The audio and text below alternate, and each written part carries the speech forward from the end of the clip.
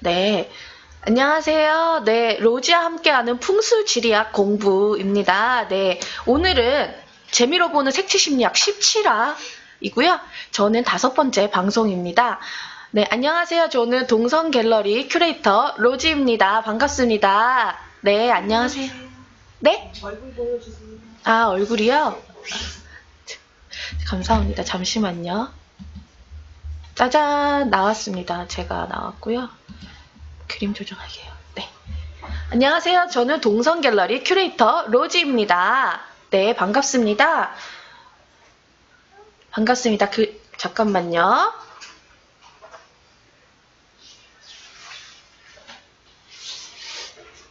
네.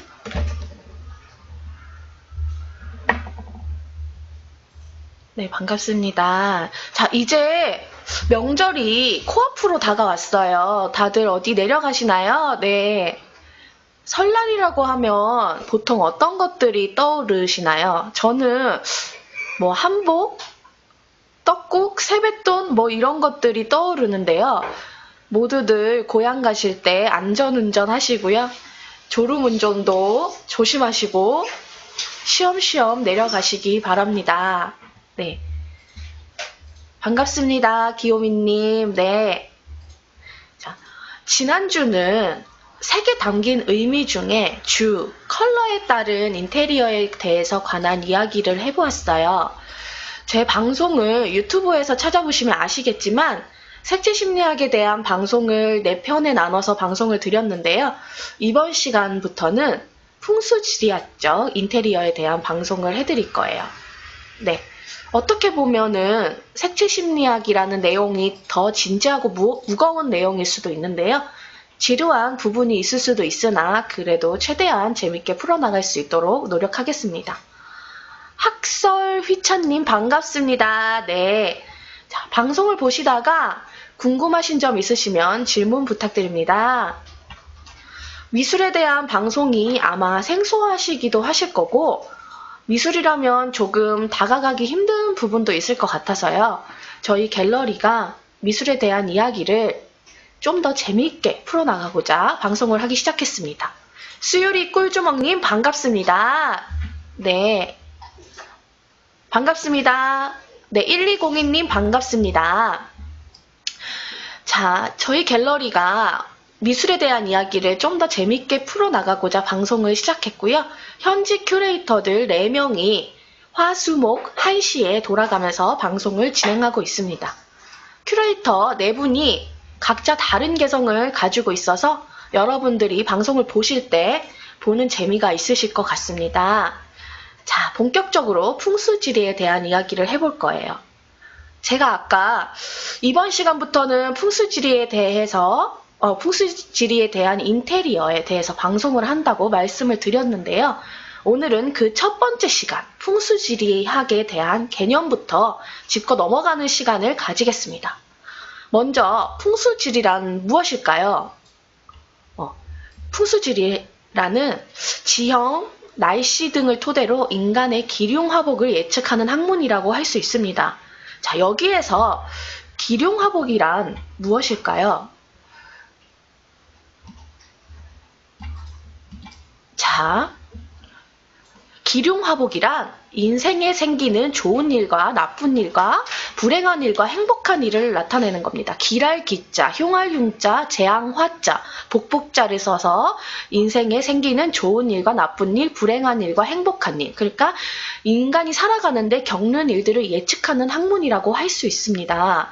자, 자연현상을 인간의 생활과 연결시킨 것으로 우리나라에서는 신라 말기 승려 도선이 중국으로부터 들어와서 본격적으로 퍼지기 시작했습니다. 위도우님 반갑습니다. 기타 치는 보미님 반갑습니다. 네, 중국으로부터 이 풍수지리학이 넘어왔는데 집이라든지 무덤, 건물, 도시 등을 지을 때 풍수지리는 중요한 역할을 했고요.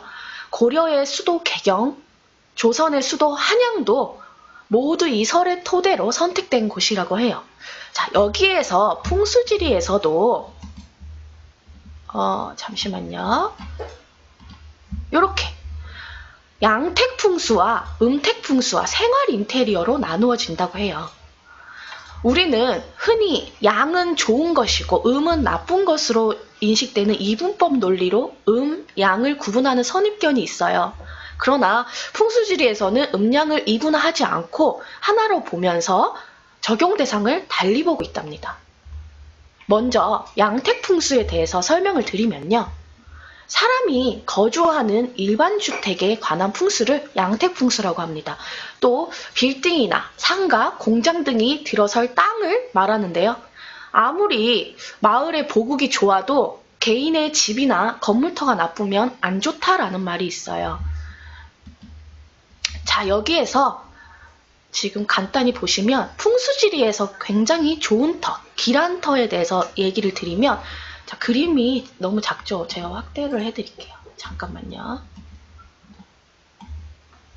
그림을 보시면 길한 터에 대해서 일단은 보세요. 주상과 현무봉이 수려하고 단정하면서 용맹이 기세 있게 내려와 맥을 받는 곳이라고 되어 있어요. 좌청령 우백호라는 얘기 들어보셨죠? 좌청령 우백호, 안산 등 주변의 산들이 택지를 감싸고 있죠. 이렇게 원형으로. 네, 이렇게 감싸고 있죠. 네. 택지 앞 명당은 평탄하고 완만하며 물길은 활처럼 감싸 안아주는 곳, 이렇게 새어나가는 곳이 없게 둥글게 완만하게 돼 있어요. 그리고 명당으로 흘러 들어오는 물은 멀고 많아야 하며 명당으로 모인 물이 빠져나가는 수구는 좁아야 돼요. 좁을수록 좋대요. 건물이 들어설 땅은 밝고 깨끗하며 단단한 것이 좋고 주변에 길한 사격이 있으면 더욱더 좋은 풍수질이다. 딱 봤을 때 오른쪽하고 비교를 했을 때 그쵸, 더 좋아 보이는 거죠. 막아주는 거예요. 동그랗게. 나쁜 기운은 빠져나가게, 좋은 기운은 막아주는 역할. 그리고 이렇게 오른쪽에 흉한 터를 봤을 때 딱 봤을 때 되게 험난해 보이죠. 주봉이 험준하고 살기 등등하며 용맥도 연결되지 않아 있어요. 자, 여기 보시면 다 연결돼 있죠. 근데 여기는 어떨까요? 다 띄엄띄엄. 네. 이런 땅은 흉한터라고 해요. 주변 산들이 택지를 감싸주지 않고 밖으로 달아나거나 어떤 좋은 기운이 다 날아가죠. 네. 산 속의 깊은 곳에는 응달져서 음습하고 바람이 세게 불어 흉하다고 합니다.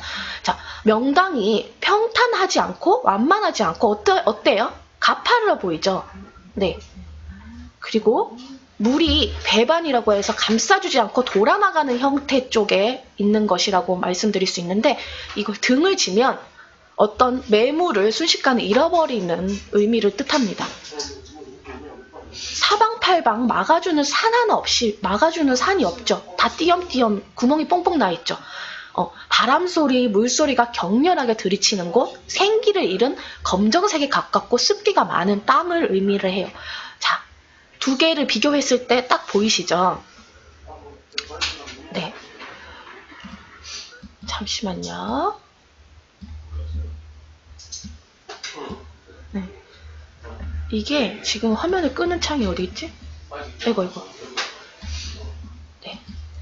자, 이렇게 확인을 이제 두 가지를 동시에 다 보여드렸는데, 풍수지리 사상의 발달 과정에 대해서 한번 알아보시면 중국에서부터 시작이 되었고 신라 말기에 풍수지리가 도입이 됐어요. 그래서 고려시대부터 본격적인 적용이 됐고 개경, 도읍선정, 묘청의 석연천동 운동에 영향을 미쳤고요. 조선시대에 절정을 이뤘습니다. 한양천도, 특히 조상, 숭배사상과 결부된 묘지선정에 적극 활용됐다고 해요. 자, 그러면 잠시만요. 자, 풍수지리에서 길한 양택지 선정 방법에 대해서 알려드릴게요. 여러 가지 방법이 있는데 차근차근 공부를 해봅시다. 첫 번째, 배산임수를 살핀다. 두 번째, 보국을 살핀다. 세 번째, 산들의 모양이 단정하고 깨끗한 곳을 풍수지리에서 길한 선택 방법이라고 해요. 자, 여기에서 배산임수에 대해서 제가 간단하게 그림을 보여드리겠습니다. 자,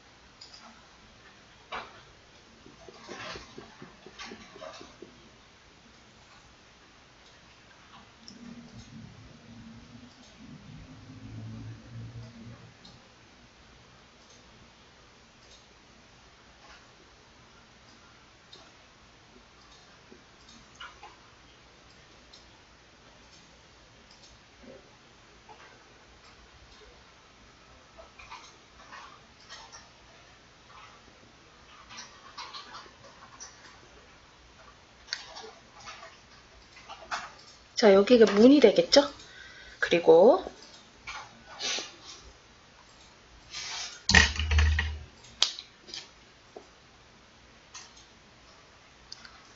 자, 그림을 간단하게 그렸어요. 자, 보여드릴게요. 아이고, 좀 삐뚤네요. 자, 짜잔! 보이시나요? 자, 여기에서 보시면 뒤에 산이 있어요. 산이 어떻게 돼 있어요? 아까 제가 길한 예를 들었을 때 이 산이 다 이렇게 중심을 두고 이렇게 다 원만하게 막아져 있죠. 뚫린 부분이 없어요. 그쵸? 다 이어져 있습니다. 뒤에 산이 있고 앞에 이 파란 부분이 물을 뜻합니다. 물이 있는 지형을 배산임수라고 합니다. 집 뒤에 언덕이나 구름 등이 있어야 생기를 전달하는 지맥을 이루고요. 집 앞에 개울이나 연못이나 샘, 논 등의 물이 있어야지 산을 통해서 용맥이 따라 내려온 지기가 모일 수 있다라고 합니다. 자, 물은 지기가 더 이상 앞으로 빠져나가지 않도록 막아주는 역할뿐만 아니라 음과 상과 음인, 이 음은 산을 뜻해요. 그리고 양은 물을 뜻해요. 그 교합으로 산천생기가 모여 좋은 땅을 이룬다고 합니다. 자, 양지 바르다라는 말은 결코 남양만을 이야기하는 건 아니래요. 북향이라도 햇볕이 잘 들고 뒷산이 낮고 용맥이 길게 뻗어져 나오면 집 앞이 탁 트여져 있으면 그것도 좋은 터라고 얘기할 수 있대요. 네. 자, 그림 다시 보여드릴게요. 요렇게. 네. 자, 배산임수의 특징에 대해서 말씀을 드리면 먼저 장점은 배후산지는 차가운 북서풍을 막아주고 연료와 음료수를 제공한다고 해요. 그리고 취략이 입지하는 남사면은 배수와 통풍 조건이 양호하여서 일조량이 풍부하고요. 하천 유역에 비옥한 경지와 하천에서 제공되는 농업 용수는 농경에 유리하다고 합니다. 근데 자, 아까 그림을 봤을 때 이렇게 물과 산으로 쌓여 있으면 어때요? 교통이 좀 불편하긴 하겠죠. 그게 상업적 교류나 교통이 불편하겠죠. 차를 타고 멀리 나가야 되겠죠. 이게 단점이라고 할 수 있습니다. 자, 여기 뒤에 그 배산임수 지형의 예라고 할 수 있어요. 네. 자, 두 번째, 보국을 살핀다라고 말씀을 드렸는데요. 보국이란 산들이 사방으로 에어싸준 안쪽 공간을 말해요. 자, 산들이 사방으로 둘러싸여져 있는 안쪽 공간을 얘기해요. 뒤에는 현무봉, 앞에는 안산인 주장, 좌측에 자청룡 우백호, 산들이 사방으로 감싸주는 것을 말하고요. 보국의 역할은 생기가 바람으로부터 흩어지지 않도록 보호해주는 역할을 하기 때문에 보국을 갖춘 땅은 아늑하고 편안한 느낌을 주면 안정적이다라고 할 수 있어요. 아까 그 그림처럼요. 네. 자, 또 다른 사진을 보여드릴게요. 자, 산들의 모양이 단정하고 깨끗한 곳, 풍수지리에서는 혀를 제외하고 주변의 모든 산과 바위를 사격도는 사라고 합니다. 주변 산들이 이렇게 반듯하고 잘생겼으면 귀한 인물을 배출하는 것이고요. 둥글고 풍만하면 부자가 태어난대. 자, 이렇게 처음에 보여줬던 사진하고 비슷하죠. 어때요? 원만하고 동글동글해서 서로 막아주죠. 그런데 그림 옆에 보시면 주변의 산들이 어때요? 다 험하게 생겼죠. 부서지고 기울고 이렇게 뾰족뾰족하게 생긴 산들은 어떤 파멸을 초래할 수 있는 흉터로 본다고 해요. 자, 네 번째. 산의 배면에서 앞면과 위치하는 것이 좋고, 다섯 번째, 물이나 도로가 감싸주는 안쪽이 길한 터, 뒤에는 높고 앞이 낮은 지역, 집 앞이 평탄한 곳이라고 할 수 있는데요. 자, 먼저 네 번째에 대한 산의 배면에서 앞면에 위치하는 것이 좋다고 말씀을 드렸는데 그림을 조정하고 보여드릴게요. 자, 여기가 면이고 바깥쪽이 배예요. 이게 산이에요. 자, 근데 이쪽에 완만한 곳이 앞면이라고 할 수 있고요. 이 뒤쪽이요, 그러니까 뒷면이에요. 그러니까 이 앞면, 면을 뜻하는 이 앞면은 산의 능선에서 밝고 깨끗하고 완만한 쪽, 산이 감아 도는 쪽, 그러니까 동그랗게 있을 때 이 안쪽을 면이라고 해요. 앞면이라고 할 수 있어요. 네. 근데 이 뒤쪽, 배면, 뒷면이죠. 산이 감아도는 바깥쪽, 산의 뒷면이죠, 뒷면. 네. 완만하고 굽은 안쪽이 사람이 살기 좋은 땅이라고 해요. 그럼 여기랑 여기 봤을 때 어디가 살기 좋은 땅일까요? 이 완만한 쪽이겠죠. 맞아요. 자,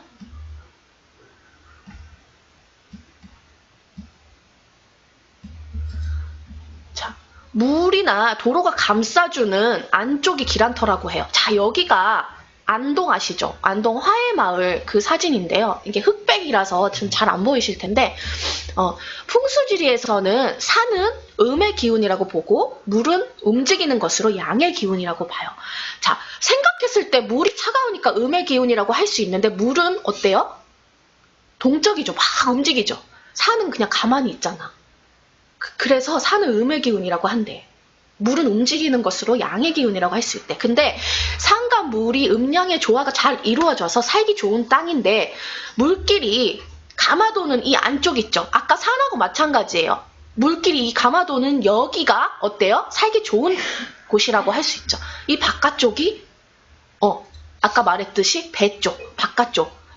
여기보다는 여기가 더 살기 좋은 쪽이다. 산과 물이 서로 면적을 향한 곳이 기란터이죠.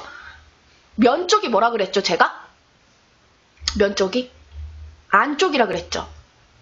산과 물이 바라보는 곳이 이 안쪽. 산과 물이 바라보는 이 안쪽이 기란터이다. 자, 그 다음에 6번째. 뒤에는 높고 앞이 낮은 지형이라고 해요. 이 뒤에는 엄청 높아. 앞이 낮은 지형. 여기가 좋은 터라고 할 수 있는 게 풍수지리에서는 배산임수와 같은 의미나 배산임수는 어떤 넓은 의미죠. 그렇지만 전저후고는 좁은 의미라고 해요. 전저후고. 앞전자를 써서 앞에는 뭐예요? 낮고 높을 고자를 해서 뒤에는 높다. 자, 그러면 여기에서 전저후고를 무시한 예를 볼게요. 분명히 제가 앞은 낮고 뒤는 높아야지 좋은 형이라고 했는데 요즘에 아파트들을 보시면 어때요? 뒤에 산이 이렇게 있는데 산보다 아파트가 더 높아요. 그쵸? 그렇게 높게 많이 짓죠? 이거는 안 좋은 예라고 할 수 있어요. 산 꼭대기가 한 이 정도 선인데 이거를 더 높아 올라갔어. 홍만선이라는 조선의 한 학자분이 앞이 높고 뒤가 낮은 집터에 집을 지으면 집안이 망하고 뒤가 높고 앞이 낮으면 좋다라고 했어요. 근데 산의 얼굴, 경사가 완만한 쪽에서 산을 낮은 쪽으로 바라보게 지어야 돼요. 완만한 쪽에서 산을 낮은 쪽으로 바라보게 지어야 되는데 이미 그 좋은 터에서는 아파트가 다 짓고 집을 다 지으니까 땅이 없잖아요. 그러니까 산 뒤쪽에 아까 말했던 그 바깥쪽을 바라보면서 아파트를 짓는 경우가 많은 거야. 땅이 없어서. 증가할 수밖에 없지. 좋은 자리는 다 그렇게 하니까. 근데 물론 현대주택에서 채광은 아주 중요해요. 햇빛이 잘 들지 않으면은 기가 저하되어서 식구들이 침울해지고 건강도 나빠진다고 해요. 우선 이런 땅에 아까 제가 말했던 바깥쪽에 지었던 그 아파트의 경우에는 창문을 좀 낮은 쪽으로 내어서 얼굴 방향을 정하고 뒤에는 좀 큰 창문을 만들어서 햇빛을 실내로 끌어들여야 된다고 해요. 네. 그쵸. 네, 저런 아파트 그쵸, 많죠. 요즘에는 거기 그런 땅에서도 많이 짓죠. 그렇지만 풍수지리학적으로 이쪽에 있는 땅이 더 좋다는 얘기예요. 네. 자, 뒷베란다에서 햇빛으로 빨래를 말리고 태양 에너지를 받아들이면 된다고 해요. 그러니까는 좀 햇빛을 많이 받게끔 창문을 자주 열어두는 것이 좋다고 합니다. 햇빛을 많이 받게끔. 왜냐하면 응달인 지역이기 때문에. 자, 그리고 7번째. 집 앞이 평탄한 곳이 좋대요. 집 앞이 평탄하다는 것이 능선이 끝났으므로 경사질 필요가 없고 산줄기를 따라 온 용맥이 더 이상 뻗지 못하게 혈이 맺히는 곳이라고 합니다. 좋은 집터를 찾고자 하면은 평탄한 땅을 선택해야 되는데 능선 위나 경사가 심한 비탈진 곳은 조금 피하는 것이 좋다고 합니다. 자, 8번째, 햇볕을 잘 받는 곳. 9번째, 통풍이 잘 되는 지형. 10번째, 흙이 밝고 단단하며 배수자 잘 되는 지형. 나무 또는 잔디가 잘 자라는 지형이라고 보여줄 수 있는데요. 먼저 8번째, 햇볕을 잘 받는 곳은 일단 택지를 선정하는데 이왕이면 양지 바른 곳을 선택하는 것이 더 좋겠죠. 근데 주의할 점은 남양이라고 해도 모두 양지 바른 곳은 아닙니다. 남양이라고 하여도 산이 높으면 오히려 흉할 수 있대요. 반면에 북향이라고 해도 뒷산이 낮거나 용맥이 멀리까지 이어져 있으면 햇볕을 차단하지 않으면 괜찮죠. 네. 그리고 통풍이 잘 되는 지형 9번째, 어떤 바람도 햇볕과 같은 양의 기운이죠. 그래서 택지에 비해서 주변이 지나치게 높거나 사방이 모두 박혀 있으면 그 공간의 공기는 탁해질 수밖에 없어요. 그래서 신선함을 줄 수가 없어요. 그래서 이러한 곳은 택지로는 적합하지 않다고 해요.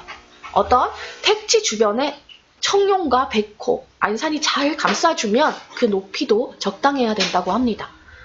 그 다음에 10번째, 흙이 밝고 단단하며 배수자 잘 되는 지형. 자, 택지로서의 토지는 비석비토의 혈토를 최고로 친다고 해요. 근데 택지가 바위나 자갈 또는 왕모래 등으로 이루어져 있으면 탈색이 덜 된 곳으로 기가 억세고 혼탁하며 생기가 없는 땅이라고 해요. 근데 혈토는 보기에도 돌 같아 보이나 손으로 이렇게 비비면 분가루처럼 미세하게 분해되는 입자가 고른 흙으로 밝고 부드럽다고 합니다. 자, 11번째, 나무 또는 잔디가 잘 자라는 지형이 좋겠죠. 그만큼 햇볕이 잘 드는 지형이라고 할 수 있으니까. 근데 생기가 있는 땅은 모두 생물들이 잘 자라겠죠. 그러니까는 아까 제가 말씀드린 그 말인 거예요. 근데 집터에 너무 큰 나무가 있으면 음양오행이라고 해서 목극토에 해당하는데요. 나무 뿌리가 자기를 손상시킬 우려가 있대요. 그래서 적당한 크기가 나무가 반듯하고 싱싱하게 자라는 택지, 잔디가 잘 자라는 택지가 좋은 택지다. 그 식물들이 잘 자라는 곳이 그만큼 좋은 택지라고 말씀드릴 수 있어요. 자,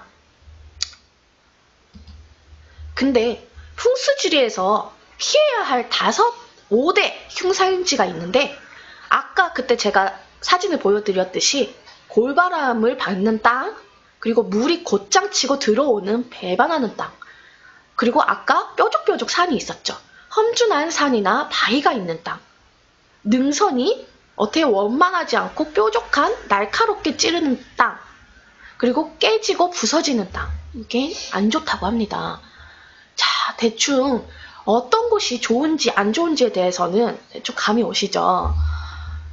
자, 그럼 제가 아까 양택북수와 음택풍수가 있다고 말씀드렸는데요. 음택풍수에 대해서 이제 설명을 해드리면, 음택풍수는 죽은 자를 안장할 묘지에 관한 풍수예요. 그러니까 한마디로 얘기하면 양택풍수는 살아있는 사람들이 살아가는데 필요한 거고요.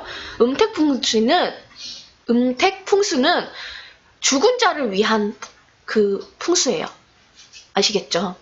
그래서 왜 조상님 묘를 잘 서야지 집안 대대로, 자손 대대로 일이 잘 풀린다고 아까 말씀드렸잖아요. 뭐 그런 말도 있는데, 예전에 혹시 토요미스테리라고 보신 적이 있으신가요? 토요미스테리 보셨나요? 네, 굉장히 핫했던 미스터리 이야기가 나오는데 굉장히 무서웠어요. 제 기억으로는. 네, 그런 프로그램이 있었어요. 토요일날 밤에 하는 건데 거기에서 제가 기억이 나는 게 하나 있어요. 어떤 아들이 어머니가 돌아가신 지 얼마 안 돼서 이렇게 잠이 들었는데 엄마가 꿈에서 나와가지고 너무 무서워 너무 추워 막 이러시더래.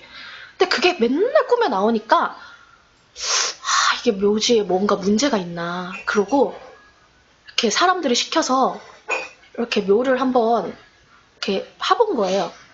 근데 그 관 주변으로 다 물이 가득 차 있어가지고 할머니 시신이 이렇게 퉁퉁 불어가지고 막 있더래요. 그래서 그게 이제 그 관에 물이 찬다는 자체가 좀 안 좋다고 해요. 그래서 그분을 이제 이장을 해드렸어요. 양지 바른 곳에. 그랬더니 할머니가 더 이상 꿈에 안 나왔다고 하더라고. 그게 이제 토요미스테리 나왔던 얘기예요. 근데 그 당시만 해도 어렸으니까 단순히 너무 무섭다 막 이런 생각만 했는데, 제가 인테리어 디자인을 또 전공을 했고 그러다 보니까 또 수업 때 풍수지리학 수업도 들었었고요. 그러다 보니까 또 이런 방송을 하게 되면서 준비를 하다 보니까 그래서 그런 거구나 확실히 알게 되더라고요. 자, 전통적으로 한국인들에게 무덤은 어떤 죽은 자가 영원히 살아가는 집이죠. 살아있는 사람의 집이 있듯이 무덤은 죽은 자들에 위한 집이죠. 근데 그래서 유택이라고 한다고 해요. 근데 무덤을 명당에 만들려는 이유가 뭐겠어요? 부모님들이 돌아가신 뒤에 저 세상에서 좋은 자리에, 좋은 집에서 편안하게 살 수 있어야 후손들에게 좋은 길을 불어넣고 복을 내린다. 이런 생각을 가진 생각이 많기 때문에 그렇다고 해요. 그래서 돌아가신 분께 최고의 나무로 된 관과 최고의 수의를 입혀서 보내드리는 경우가 많잖아요. 내 부모님이 편안하게 쉬시라고. 네. 근데 이런 좋은 자리로 꼽히는 장소는 대개로 아까 좌청룡 우베코라고 말씀드렸는데 배산임수, 아까 제가 그림 그려서 보여드렸죠? 그런 지형이라고 할 수 있어요. 자, 이 좌청룡 우베코와 배산임수는 아까 말했던 음택풍수, 양택풍수에 다 해당되는 겁니다. 아시겠죠? 그래서 좌우에 산맥이 흐르고 뒤에는 산이 있고 앞에는 강물이 흐르는 평탄한 지형을 말하는데요. 자, 이런 곳을 두고 금계포란이라고 해요. 즉 새가 알을 품고 있는 듯한 형상을 같은 지역이라고 해요. 그래서 그런 금계포란 같다라고 얘기를 한다고 합니다. 자, 명당 묘자리에는 이러한 외부적인 조건만이 필요한 것은 아니라고 합니다. 고인이 머무게 될 땅, 땅 속의 집이 재난에 휩쓸려서는 안 되겠죠. 그쵸? 그래서 제가 아까 그 물속에 고여있다 그런 것도 어떻게 보면 재난에 휩싸인 그 예 중에 하나예요. 그래서 자, 융염이라고 하는데요. 잠깐만요.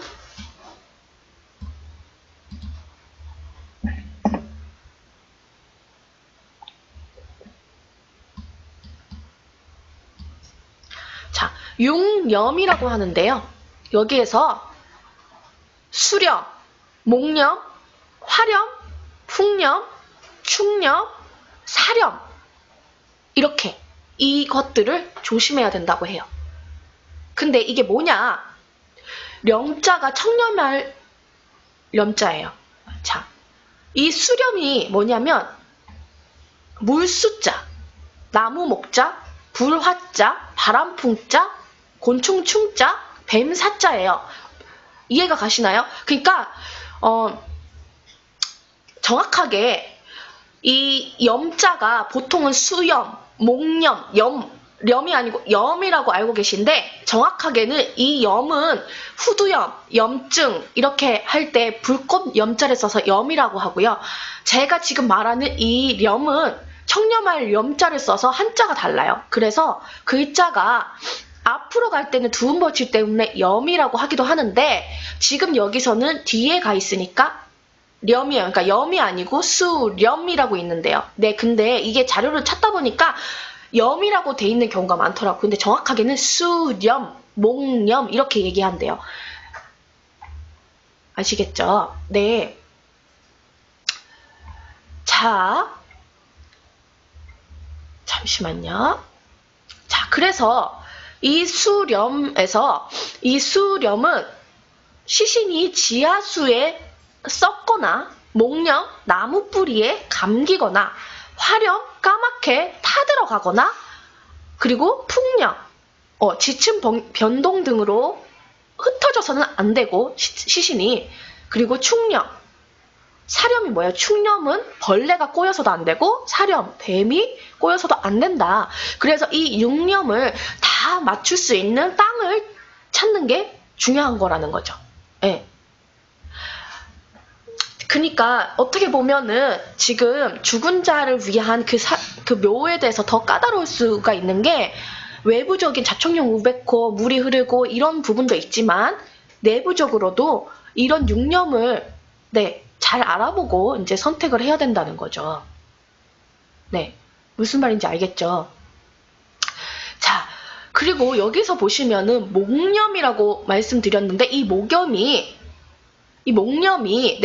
소나무나 아카시아 나무같이 생명력이 좀 강하고 번식력이 되게 강해요. 이 나무들이. 근데 그 뿌리가 엄청 번식력이 강하니까 이렇게 막 땅속에서 자라가지고 이 뿌리가 관을 감싸기도 하고 관을 관통하기도 한대. 그런 얘기로 이제 목념을 조심하라는 얘기고, 네, 왜냐하면 조상의 묘가 어떤 해를 당했을 때 자손들에게 안 좋은 영향을 끼친다고 해서 어떤 조상의 묘자리를 할 때 이제 까다롭게 따져보고 하라고 하죠. 네. 실제로 묘자리를 잘 서서 자손이 잘 되는 걸 보고 다른 사람들이 좀 샘을 내기도 하고, 저 집은 묘자리를 잘 서가지고 자손이 잘 돼, 막 이런 것들. 그리고 그런 문제로 어른들이 서로 다퉜다라는 내용을 뉴스에서도 본 적이 있어요. 묘자리 서로 명당을 차지하려고. 그런 거 진짜 있어요. 네. 왜냐하면 서로 이제 자기 집안이 잘 되려고 그런 친척들 관계에서도 서로 싸움이 많이 나는 거죠. 내 부모를 거기에 모시려고. 네. 그래서 명당 묘자리를 알아보실 때 외부 조건도 잘 따져보시고, 그리고 제가 아까 말씀드렸던 6념에도 주의하셔서 보시기 바랍니다. 블랙414님 반갑습니다. 네. 자, 여기서 잠시만요. 자, 세이1A25님 반갑습니다.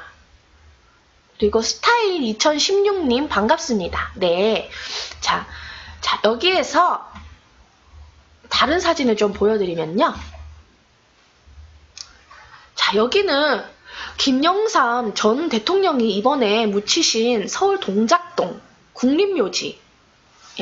네. 근데 좌우로 산맥이 흐르는 지형이며 멀리 뒤에는 관악산이 우뚝 솟아 있고 앞에는 한강이 흐르는 지형이라고 해요. 그래서 풍수적으로 본다면 좌청룡 우베코 배산임수 명당 중에 명당이라고 해요. 그래서 동작동이라는 지명은 글자대로 푼다면은 구리로 만든 참새라고 합니다. 그러니까 금계포란, 제가 아까도 말씀드렸듯이 금빛 찬란한 닭이 알을 품었다라는 뜻으로 동작포란, 네, 굉장히 명당이라고 할 수 있다고 해요. 자, 그리고 위성으로 보아도 서울의 어떤 거의 한복판에 위치하고 있어가지고 넓은 숲속에 자리한 터이라고 해요. 그래서 땅속에 아까 제가 말했던 그 6년 물이 차거나 벌레가 꼬이거나 그럴 가능성이 거의 없다고 할 수 있대요. 네. 근데 그 전 대통령의 묘자리를 파는데 하필 그 동그란 돌이 7개가 나왔대요. 그래서 이를 봉황알이라고 한대요. 어떤 되게 신비로운 얘기죠. 네, 네티님 안녕하세요. 네. 네, 반갑습니다. 그래서 묘자리에 살던 상상 속의 동작이 품고 있는 알이 아닐까, 그렇게 생각하는 사람들도 있대요. 네. 네, 반갑습니다.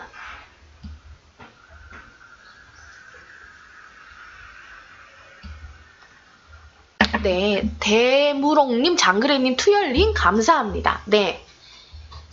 자, 묘자리를, 이 김영삼 대통령 묘자리를 골라준 그 지간 말대로 후손들이 혼이 맑아져서 하는 일이 잘 풀릴 수 있게 만드는 터라고 해요. 그래서 풍수에 대한 약간의 믿음을 가진 사람이라면 누구나 부러워할 장소가 바로 이 동작도 국립묘지라고 합니다. 블랙414님 새해 복 많이 받으세요. 네, 감사합니다. 네. 자, 후손들이 혼이 맑아진다는데 어느 누가 부러워하지 않을까요? 대물룡님 돌아가셨어요. 네, 돌아가신 지가 꽤 됐어요. 네. 네. 자, 지금까지 잠깐만요. 지금까지 양택풍수와 음택풍수에 대해서 말씀을 드렸어요. 그러면 이 풍수지리에서 양택학과 가상학이 있대요. 근데 용혈사수를 고려하여 사람이 생활하기에 적합한 터를 잡는 풍수 이론이 어떤 양택학이라고 해요.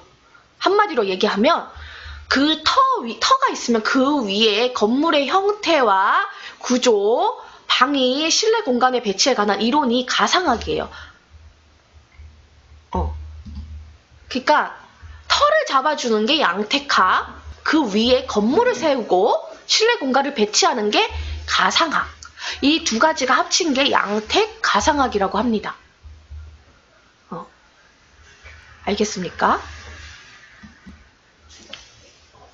자, 보시면 어때요?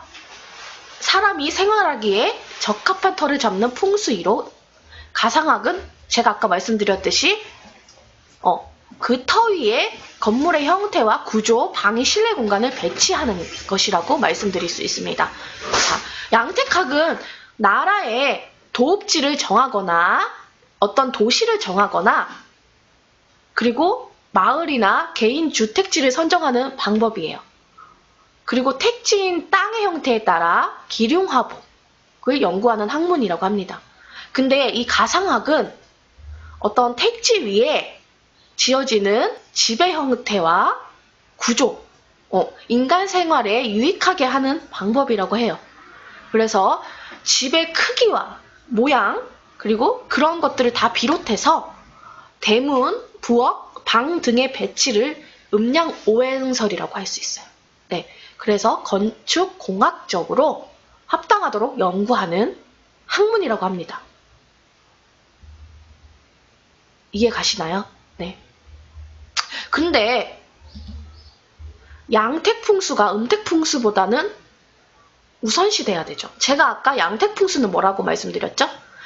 매니저님 양택풍수와 음택풍수에 대해서 간단하게 좀 요약 부탁드립니다.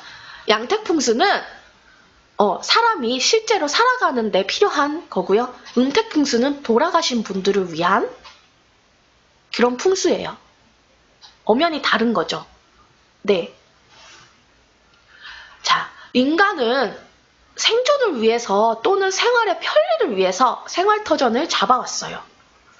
고려시대에서도 좋은 자리를 찾으면 먹고 자고 또 어때요?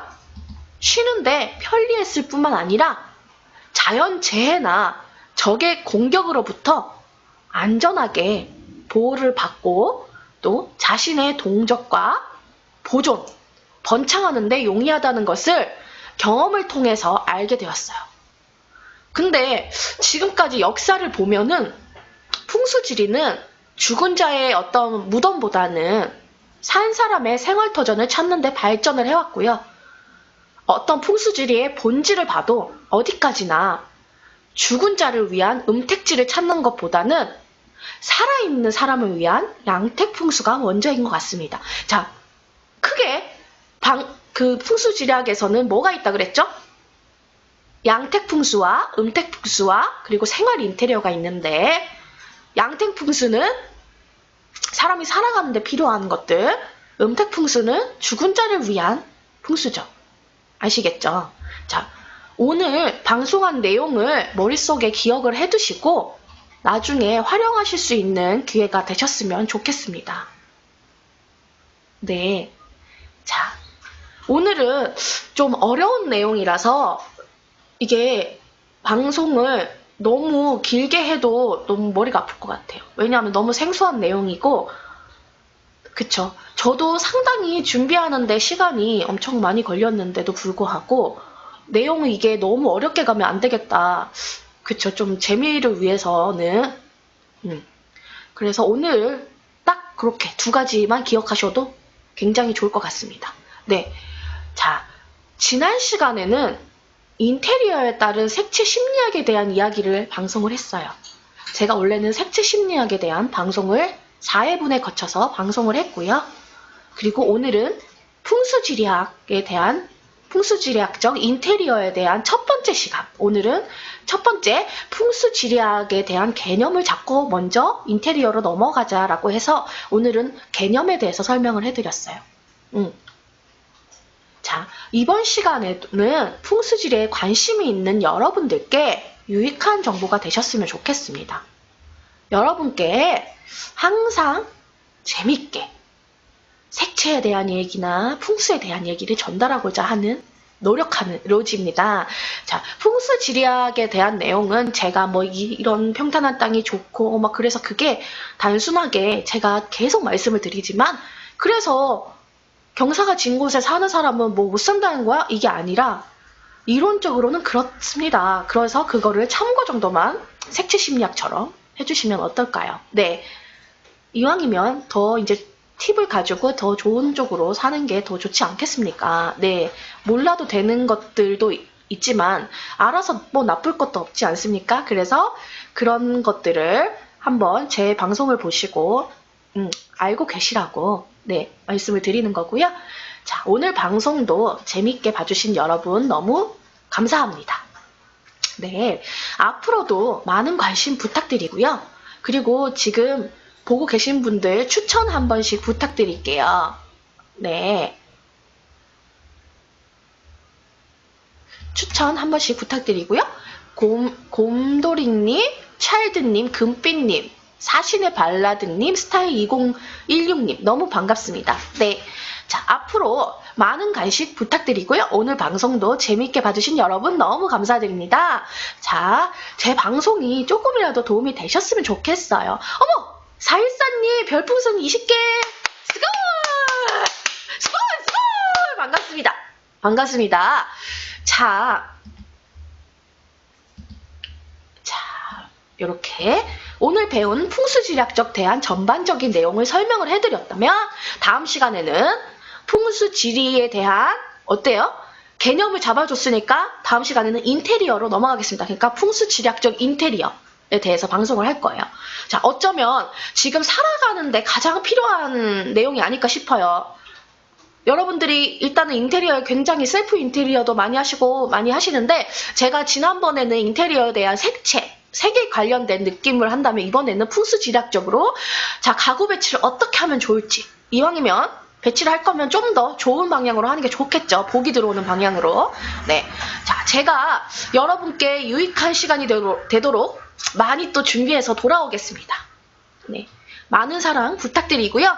자, 다음 시간 그러니까 내일이죠. 내일 방송이에요. 내일 방송은 BJ 졸리님이 방송을 하실 거예요. 네. 그쵸. 좋은 집자리 땅값이 비싸죠. 근데 제가 방송을 처음부터 보셨는지 모르겠는데 안 좋은 그 남쪽 방향이 아니더라도 주변에 기후가 좋으면 그게 또 길한 좋은 터라고 해요. 네, 굳이 배산임술 다 갖춰진 게 아니라 네, 무슨 말인지 아시겠죠? 네, 자, BJ 졸리님에 대한 방송을 간단하게 설명을 해드리면 대략적으로 소개를 해드릴게요. 일상에 관련된 미술 이야기를 소통하는 시간이라고 해요. 내일 1시입니다. BJ 졸리님께서 재밌게 방송을 해주실 거예요. 내일 방송도 너무너무 재밌으니까 많이 보러 와주시고요. 여러분 새해 복 많이 받으세요. 아, 너무 귀엽죠? 보이시나요? 자, 잠깐만요. 자, 새해 복 많이 받으시고요. 자, 제가 말씀드릴게요. 17년에는 진짜 좋은 일들만 있었으면 좋겠습니다. 행복한 일들만 있었으면 좋겠습니다. 저희 동성 갤러리도 17년에는 더욱더 번창했으면 좋겠고요. 개인적으로도 작년 한 해가 제 인생에서 제일 힘든 어떤 고난의 시간을 겪었는데요. 올해는 정말로 좀 행복해져야겠어요. 네. 연휴 잘 보내시고요. 우리 모두 행복합시다. 네. 다음 시간에는 더욱더 재밌는 내용을 가지고 만나요. 자, 그리고 마지막으로 제가 너무나 사랑하는 우리 슈슈라는 친구가 있습니다. 네, 오늘 우리 슈슈의 생일을 맞이하여서 제가 오늘 사실 아침에 잠깐 까먹고 얘기를 못했다가 슈슈한테 엄청 욕을 듣고 제가 너무 이 방송을 이거 지금 이 슈슈를 위해서 생일 축하한다는 메시지를 남기고 싶습니다. 자, 노래 불러드리겠습니다. 자, 다 같이 노래 부르겠습니다. 시작! 생일 축하합니다. 생일 축하합니다. 사랑하는 슈슈야.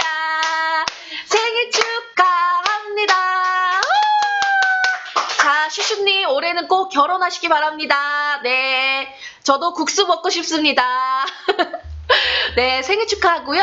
오늘도 좋은 하루 보내시기 바랍니다. 마침 제가 오늘 친구의 슈슈 생일인데 제가 오늘 또 방송을 하게 되어가지고 너무 고맙고 이 자리를 비롯해서 내가 고맙다는 말을 전하고 싶습니다. 네, 감사해요, 슈슈님.